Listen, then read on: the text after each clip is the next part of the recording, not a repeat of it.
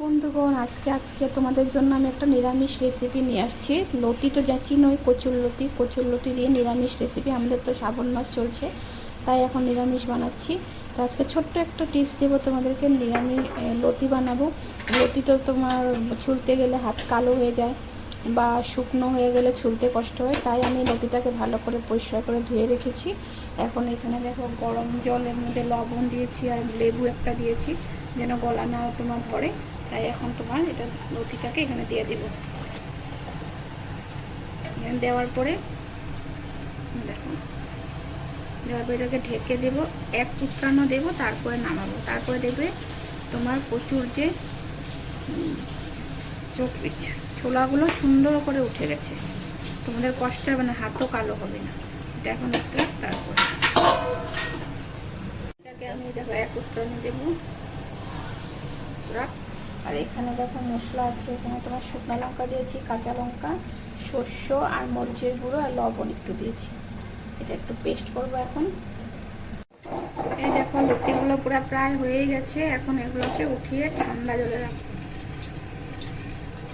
রাখবো, তারপর আমি এটাকে ছড়িয়ে একদম শর্টকাট, তোমার হাতও কালা হবে না, শুকনো লতিও ছোলা হয়ে যাবে। আমি আনছি অনেকদিন হলো, 3-4 দিন পরে আসছি। দেখো আমি লতি বয়েল করে কাটা হয়ে গেছে, একদম সোজা সহজ উপায়, হাত কালোও হয় না আর সময়ও কম লাগে। এই দেখো এখন রান্না বসাবো, আসছি আবার। এই যে লতিগুলো কেটে রেখেছি, এখন লবণ মরিচ হলুদ দিয়ে মাখবো আর কাঁচা তেল দেবো অল্প। এখানে সর্ষে বাটা, সর্ষে মরিচ শুকনো লঙ্কা কাঁচা লঙ্কা বাটা আছে, পেস্ট করে রেখেছি। এখন আমি দেখো জিরা সম্বার দেবো। তেল গরম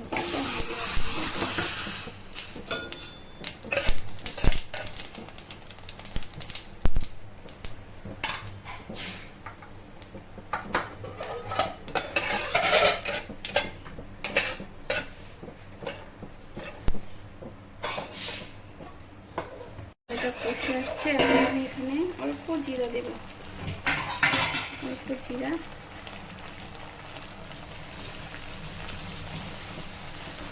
অল্প মরিচ, লাল মরিচের গুঁড়ো কালার হওয়ার জন্য, অল্প হলুদ।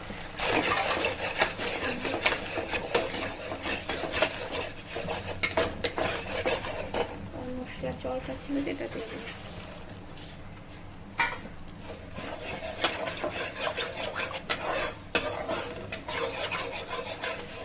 কষা হলে লতিটা যে মেখে রেখেছিলাম এটা দিয়ে, এই দেখো এটা কষে আসছে। এখন আবার জল দিলাম, আর এই যে মাখা যে লতিটা হলুদ লবণ কাঁচা তেল দিয়ে আর মরিচের গুঁড়ো দিয়ে মেখে রেখেছিলাম, এটা এখন দিয়ে দেবো। এটা দিয়ে এখন কষাবো।